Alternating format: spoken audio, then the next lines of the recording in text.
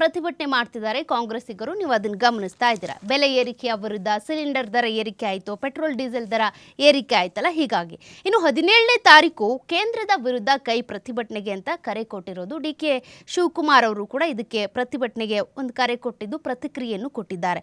ರಾಜ್ಯ ಬಿಜೆಪಿಯವರು ತಮ್ಮ ಜನಾಕ್ರೋಶ ಪ್ರತಿಭಟನೆಯ ಫಲಕದಲ್ಲಿ ಆದರೆ ಅವ್ರ ಬೋರ್ಡ್ ಏನಿದೆ ಅದನ್ನೇ ಚೇಂಜ್ ಮಾಡ್ಕೊಳ್ಬೇಕು. ಯಾಕೆಂದರೆ ಕೇಂದ್ರ ಸರ್ಕಾರ ಈಗ ಈ ಸಿಲಿಂಡರ್ ದರವನ್ನು 50 ರೂಪಾಯಿ ಏರಿಕೆ ಮಾಡಿದೆ, ಪೆಟ್ರೋಲ್ ಡೀಸೆಲ್ ದರವನ್ನು 2 ರೂಪಾಯಿ ಏರಿಕೆ ಮಾಡಿದೆ.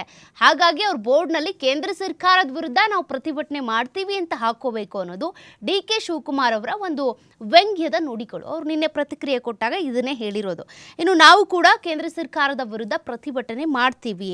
ಕೇಂದ್ರದ ಬೆಲೆ ಏರಿಕೆ ವಿರುದ್ಧ ಏಪ್ರಿಲ್ 17ರಂದು ಸ್ವಾತಂತ್ರ್ಯ ಉದ್ಯಾನವನದಲ್ಲಿ ಅಂದರೆ ಬೆಂಗಳೂರಿನ ಫ್ರೀಡಂ ಪಾರ್ಕ್ನಲ್ಲಿ ನಾವು ಪ್ರತಿಭಟನೆ ಮಾಡ್ತೀವಿ. ಎಲ್ಲ ಪೂರ್ವ ಸಿದ್ಧತಾ ಸಭೆಯನ್ನು ನಡೆಸಿ ಸುದ್ದಿಗಾರರೊಂದಿಗೆ ಮಾತನಾಡಿ ಕೇಂದ್ರ ಸರ್ಕಾರದ ಕ್ರಮಗಳಿಂದ ಎಲ್ಲ ಪದಾರ್ಥಗಳ ಬೆಲೆ ಏರಿಕೆ ಆಗಿರೋದ್ರಿಂದ ಈ ವಿಚಾರಕ್ಕೆ ಸಂಬಂಧಪಟ್ಟಂತೆ ನಾವು ಪ್ರತಿಭಟನೆ ಹೋರಾಟವನ್ನು ಮಾಡ್ತೀವಿ ಅನ್ನೋದು ಡಿ.ಸಿ.ಎಂ. ಡಿ.ಕೆ. ಶಿವಕುಮಾರ್ ಅವರ ಒಂದು ಹೋರಾಟದ ಕರೆ. ಇನ್ನು ಮೋದಿ ಸರ್ಕಾರ ಅಧಿಕಾರಕ್ಕೆ ಬಂದಾಗ ದರ ಏನಿತ್ತು, ಈಗಿನ ದರ ಏನಾಗಿದೆ ಎಂಬುದನ್ನು ಜನರಿಗೆ ತಿಳಿಸ್ತೀವಿ. ಕೇಂದ್ರದ ಬೆಲೆ ಏರಿಕೆಯಿಂದಾಗಿ ಜನರು ತತ್ತರಿಸಿ ಹೋಗಿದ್ದಾರೆ. ಹೀಗಾಗಿ ನಮ್ಮ ಪಂಚ ಗ್ಯಾರಂಟಿ ಯೋಜನೆಗಳನ್ನು ನಾವು ನೀಡಿದ್ದು ಅಂದರೆ ಜನರಿಗೆ ಹೊರೆ ಆಗಬಾರ್ದು ಅಂತಲೇ ನಾವು ಪಂಚ ಗ್ಯಾರಂಟಿಗಳನ್ನು ನೀಡಿದ್ದು.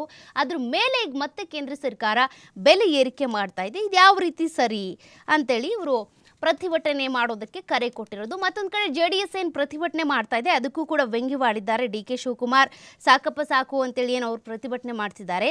ಸಾಕಪ್ಪ ಸಾಕು ಬಿಜೆಪಿ ಸರ್ಕಾರ ಅಂತ ನೀವು ಪ್ರತಿಭಟನೆ ಮಾಡಿದರೆ ಒಳಿತು ಅಂತೇಳಿ ಡಿ.ಕೆ. ಶಿವಕುಮಾರ್ ಅವರು ವ್ಯಂಗ್ಯವಾಡಿರೋದು.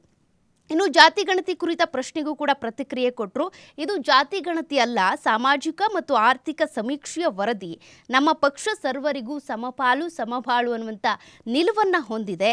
ಹಾಗಾಗಿ ನಾನು ಮತ್ತು ಮುಖ್ಯಮಂತ್ರಿಯವರು ಆ ವರದಿಯನ್ನು ನೋಡಿಲ್ಲ, ಇನ್ನು ಪರಿಶೀಲನೆ ಮಾಡ್ತೀವಿ. ಏನಾದರೂ ಹೆಚ್ಚು ಕಮ್ಮಿ ಇದ್ದರೆ ಎಲ್ಲರೂ ಚರ್ಚೆ ಮಾಡಿ ಅದನ್ನು ಸರಿಪಡಿಸ್ತೀವಿ ಅಂತ ಡಿ.ಸಿ.ಎಂ. ಡಿ.ಕೆ. ಶಿವಕುಮಾರ್ ಅವರು ಹೇಳಿರೋದು. ಅಂದರೆ ಅದಿನ್ನೂ ಪರಿಶೀಲನೆ ಆಗಬೇಕಿದೆ. ಅದರಲ್ಲಿರುವಂಥ ಅಂಕಿಅಂಶಗಳು ಸರಿಯಾಗಿದೆಯಾ, ಪ್ರಸ್ತುತ ಈಗಿನ ಜನಸಂಖ್ಯೆಗೆ ಸಂಬಂಧಪಟ್ಟಂತೆ ಅದೆಲ್ಲದೂ ಕೂಡ ಸರಿ ಹೊಂದುತ್ತಾ, ಮೀಸಲಾತಿಯನ್ನು ಕೊಟ್ಟರೆ ಯಾವ್ಯಾವ ಸಮುದಾಯಗಳು ಆಕ್ರೋಶವನ್ನು ವ್ಯಕ್ತಪಡಿಸ್ಬೋದು, ಹೇಗಾಗುತ್ತೆ ಅದ್ರ ಬಗ್ಗೆ ಡಿ.ಕೆ. ಶಿವಕುಮಾರ್ ಅವರ ಪ್ರತಿಕ್ರಿಯೆ ಇದು.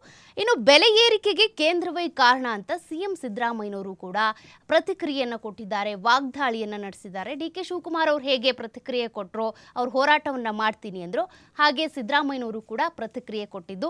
ಕೇಂದ್ರ ಸರ್ಕಾರದಿಂದನೇ ಇಷ್ಟೆಲ್ಲ ಜನರಿಗೆ ಸಮಸ್ಯೆ ಆಗ್ತಾ ಇರೋದು ಅನ್ನೋದು ಸಿದ್ದರಾಮಯ್ಯನವರ ಪ್ರತಿಕ್ರಿಯೆ. ಬಿಜೆಪಿಯವರಿಗೆ ಮಾನ ಮರ್ಯಾದೆ ಏನೂ ಇಲ್ಲ ಅಂತ ಸಿ.ಎಂ. ಸಿದ್ದರಾಮಯ್ಯ ವಾಗ್ದಾಳಿ ನಡೆಸಿರೋದು.